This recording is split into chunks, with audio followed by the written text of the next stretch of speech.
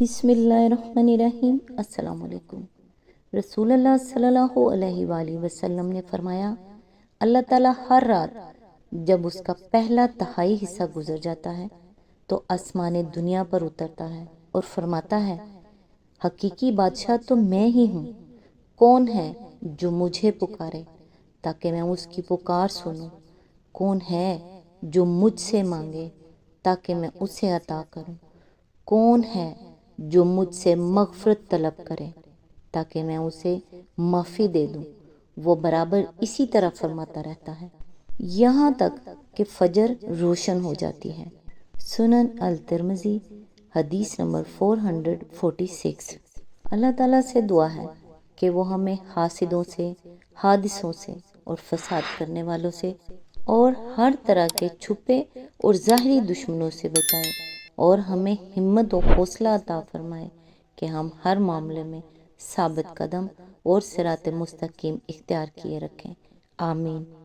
آج انشاءاللہ سورہ الزمر کی آیت نمبر 29 سے سٹارٹ کریں گے۔ اس کا ترجمہ اور تفسیر تفہیم القرآن سے بیان کروں گی جو اہل سنت جماعت کے لیے ہے۔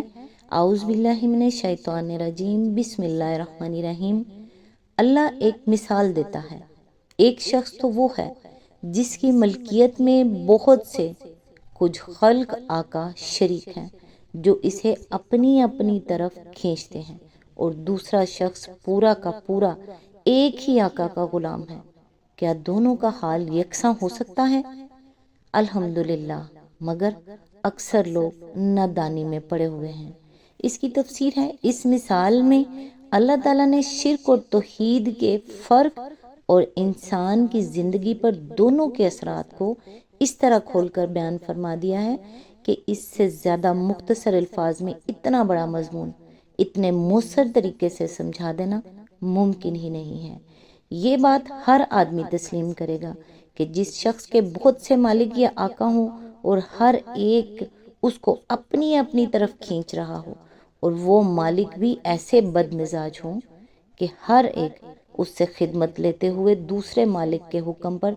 دوڑنے کی اسے مہلت نہ دیتا ہو، اور اس کے متضاد احکام میں جس کے حکم کی بھی وہ تعمیل سے قاصر رہ جائے، وہ اسے ڈانٹنے پھٹکارنے ہی پر اکتفا کرتا ہو بلکہ سزا دینے پر تل جاتا ہو، اس کی زندگی لامحالہ سخت ضیق میں ہوگی، اور اس کے برعکس وہ شخص بڑے چین اور آرام سے رہے گا جو بس ایک ہی آقا کا نوکر یا غلام ہو اور کسی دوسرے کی خدمت اور رضا جوئی اسے نہ کرنی پڑی۔ یہ ایسی سیدھی سی بات ہے جسے سمجھنے کے لیے کسی بڑے غور و تامل کی حاجت نہیں ہے۔ اس کے بعد کسی شخص کے لیے یہ سمجھنا بھی مشکل نہیں رہتا کہ انسان کے لیے جو امن و اطمینان ایک خدا کی بندگی میں ہے، وہ بہت سے خداؤں کی بندگی میں اسے کبھی میسر نہیں آ سکتا۔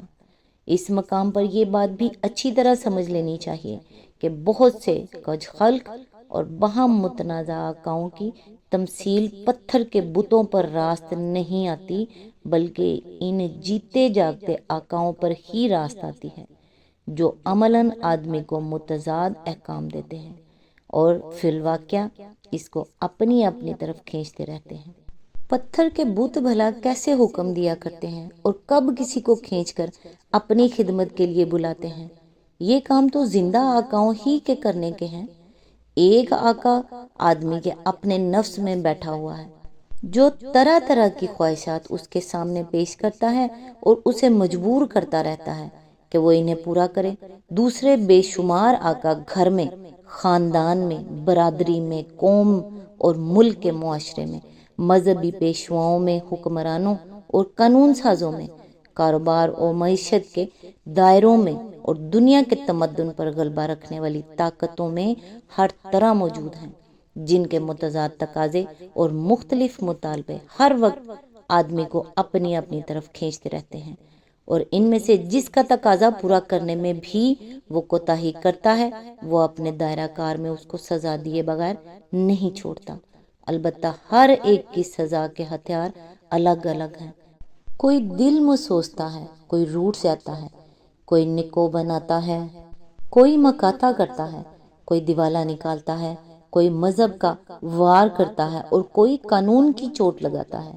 اس ضیق سے نکلنے کی کوئی صورت انسان کے لیے اس کے سوا نہیں ہے کہ وہ توحید کا مسلک اختیار کر کے صرف ایک خدا کا بندہ بن جائے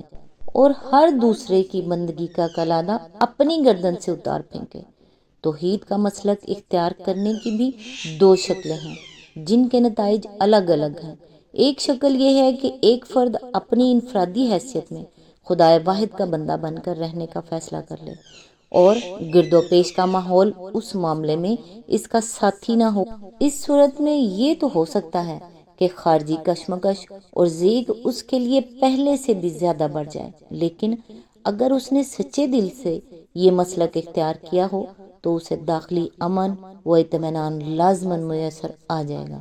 وہ نفس کی ہر اس خواہش کو رد کر دے گا جو احکام الہی کے خلاف ہو یا جسے پورا کرنے کے ساتھ خدا پرستی کے تقاضے پورے نہ کیے جا سکتے ہوں۔ وہ خاندان، برادری، قوم، حکومت، مذہبی پیشوائی اور معاشی اقتدار کے بھی کسی ایسے مطالبے کو قبول نہ کرے گا جو خدا کے قانون سے ٹکراتا ہو۔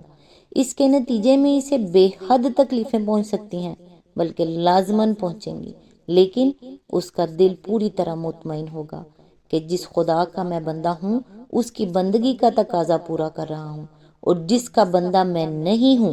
ان کا مجھ پر کوئی حق نہیں ہے، جس کی بنا پر میں اپنے رب کے حکم کے خلاف ان کی بندگی بجا لاؤں۔ یہ دل کا اطمینان اور روح کا امن و سکون دنیا کی کوئی طاقت اس سے نہیں چھین سکتی، حتیٰ کہ اگر اسے پھانسی پر بھی چڑھنا پڑ جائے تو وہ ٹھنڈے دل سے چڑھ جائے گا اور اس کو ذرا پچھتاوا نہ ہوگا کہ میں نے کیوں نہ جھوٹے خداؤں کے آگے سر جھکا کر اپنی جان بچا لی۔ دوسری شکل یہ ہے کہ پورا معاشرہ اسی توحید کی بنیاد پر قائم ہو جائے اور اس میں اخلاق، تمدن، تہذیب، تعلیم، مذہب، قانون، رسم و رواج، سیاست، معیشت، غرض ہر شعبہ زندگی کے لیے وہ اصول اعتقاداً مان لیے جائیں اور عملاً رائج ہو جائیں جو خداوند عالم نے اپنی کتاب اور اپنے رسول کے ذریعے سے دیے ہیں۔ خدا کا دین جس کو گناہ کہتا ہے قانون اسی کو جرم قرار دے، حکومت کی انتظامی مشین اسی کو مٹانے کی کوشش کرے، تعلیم و تربیت اسی سے بچنے کے لیے ذہن اور کردار تیار کرے، ممبر و محراب سے اسی کے خلاف آواز بلند ہو، معاشرہ اسی کو معیوب ٹھہرائے اور معیشت کے ہر کاروبار میں وہ ممنوع ہو جائے۔ اسی طرح خدا کا دین جس چیز کو بھلائی اور نیکی قرار دے قانون اس کی حمایت کرے،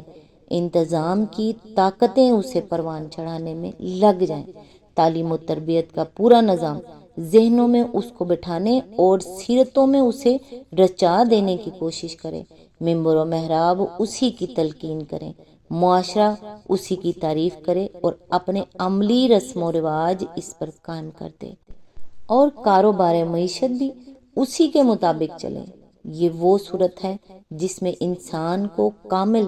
داخلی و خارجی اطمینان میسر آ جاتا ہے اور مادی و روحانی ترقی کے تمام دروازے اس کے لیے کھل جاتے ہیں، کیونکہ اس میں بندگی رب اور بندگی غیر کے تقاضوں کا تصادم قریب قریب ختم ہو جاتا ہے۔ اسلام کی دعوت اگرچہ ہر فرد کو یہی ہے کہ خواہ دوسری صورت پیدا ہو یا نہ ہو، بہرحال وہ توحید ہی کو اپنا دین بنا لے اور تمام خطرات و مشکلات کا مقابلہ کرتے ہوئے اللہ کی بندگی کرے، لیکن اس سے انکار نہیں کیا جا سکتا کہ اسلام کا آخری مقصود یہی دوسری صورت پیدا کرنا ہے، اور تمام انبیاء علیہ السلام کی کوششوں کا مدعا یہی رہا ہے کہ ایک امت مسلمہ وجود میں آئے جو کفر و کفار کے غلبے سے آزاد ہو کر من حیث الجماعت اللہ کے دین کی پیروی کرے۔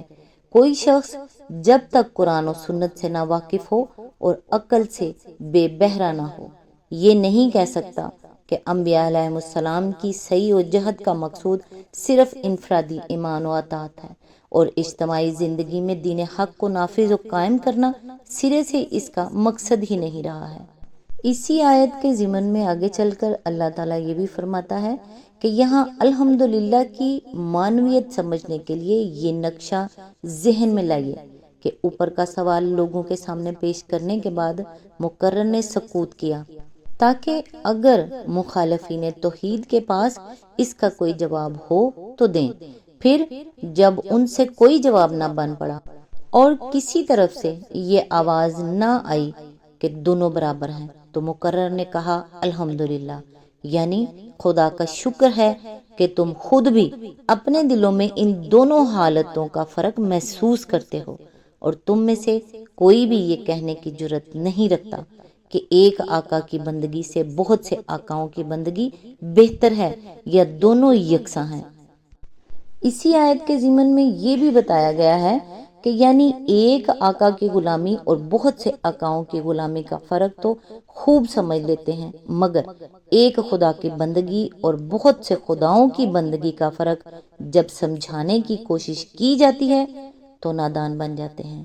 آج تک کے لیے بس اتنا ہی، نیکسٹ انشاءاللہ آیت نمبر 30 سے سٹارٹ کریں گے۔ تب تک کے لیے دعاؤں میں یاد رکھیے گا۔ اللہ حافظ۔